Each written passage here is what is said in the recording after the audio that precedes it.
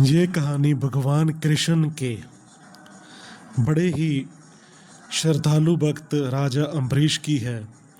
और ये कहानी हमें प्रेरणा देती है कि जिसकी ऊपर भगवान की दया होती है, सच्ची दया होती है ना, तो उसको भगवान सब्र, शांति और संतोष देता है। और ये ताकतें जिस भी भक्त को भगवान देता है, वो अपनी तीनों ताकतों से बड़े संकट को समाप्त कर देता है। हम आपको कहानी बताते हैं। राजा अम्बरीश जो भगवान कृष्ण के भक्त थे, जब उनको ऋषि दुर्वासा के क्रोध का सामना करना पड़ा था, तो उनकी रक्षा कैसे हुई थी। राजा अम्बरीश को मतलब कि एक वो संत तुल्य शासक थे, है ना, जिन्हें अकल्पनीय धन संपत्ति और शक्ति प्राप्त थी, लेकिन वो फिर भी वो भौतिक नहीं थे। उनका हृदय केवल भगवान कृष्ण के चरण कमलों में रमा हुआ था। वो जो भी कहते, करते, सोचते, खाते, पीते, सभी उनकी ओर से भक्ति में अर्पित था। उनका जीवन एक जीवंत प्रार्थना था। तो भगवान ने उनकी भक्ति से खुश होकर उनको अपना निजी अस्त्र सुदर्शन चक्र भी दे दिया था। एक दफा क्या हो कि एक दिन लंबे उपवास, वो एक उपवास किया करते थे।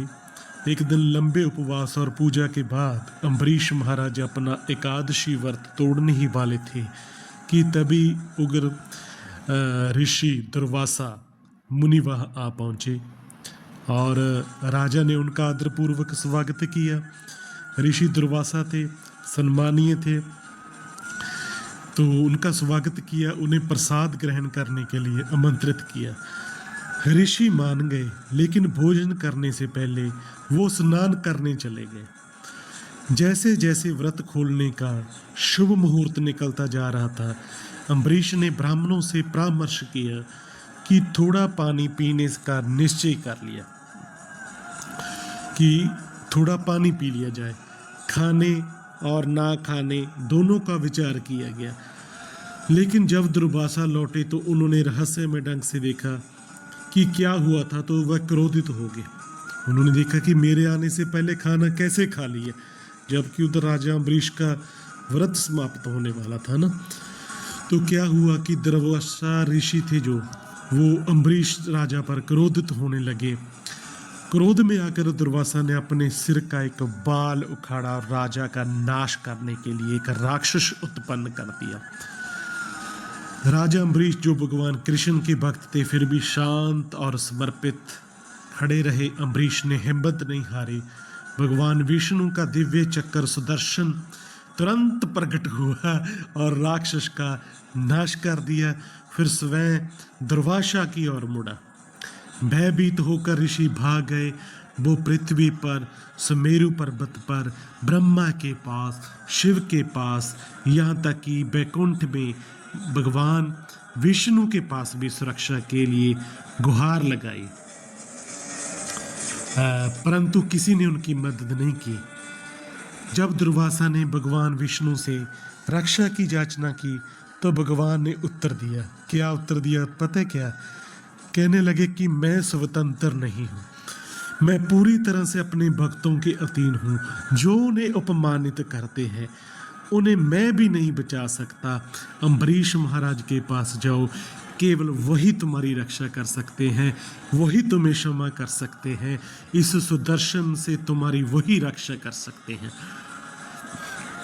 भगवान विष्णु ने कहा था कि मैं पूर्ण अपने भक्तों के अधीन हूँ, मेरा हृदय उन्हीं में निवास करता है। तो ऋषि ने क्या किया, दुर्वासा लौटकर अम्बरीश राजा के पास उनके चरणों में गिर पड़े।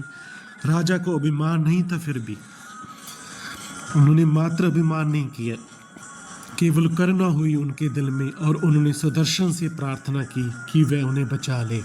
तो उन्होंने कहा कि हे भक्तों के रक्षक, यदि मुझे भगवान हरि से थोड़ा सा भी प्रेम है तो कृपया आप अपनी ज्वाला को शांत करें और इस आत्मा को बचा लें। दुर्वासा की आंखों में आंसू आ गए और उन्होंने भक्तों की सहायता को, महानता को स्वीकार कर लिया। तो उन्होंने इससे शिक्षा जो है क्या मिलती है कि सच्ची शक्ति विनम्रता में निहित है। अम्बरीश ने दिखाया कि शांति भक्ति सबसे शक्तिशाली ऋषियों के क्रोध का भी सामना कर सकती है और भक्त भगवान को प्रिय है। भगवान ने स्वयं को अपने भक्तों के प्रेम से बंधा हुआ बताया है। भक्त का अपमान करना अध्यात्म का आत्महत्या होती है। इस कहानी में हमें शिक्षा मिलती है। ब्रह्मा शिव और विष्णु ने भी दुर्वासा की रक्षा नहीं की थी। आप जानते हैं क्षमा से ही पाप मिटता है, केवल भक्त की क्षमा से ही अपराध मिट सकता है और भगवान की वास्तविक पूजा उनके प्रिय सेवकों का सम्मान करने से ही शुरू होती है। बोल श्री कृष्ण पार ब्रह्म परमेश्वर संपूर्ण परमानंद की जय। इससे शिक्षा मिलती है कि जो भगवान का निवास है वो अपने भक्तों के हृदय में होता है और जिन भक्तों के ऊपर सब्र संतोष दया की कृपा होती है उनकी भगवान सदैव सदा सदा ही रक्षा करते हैं। नमो नारायण।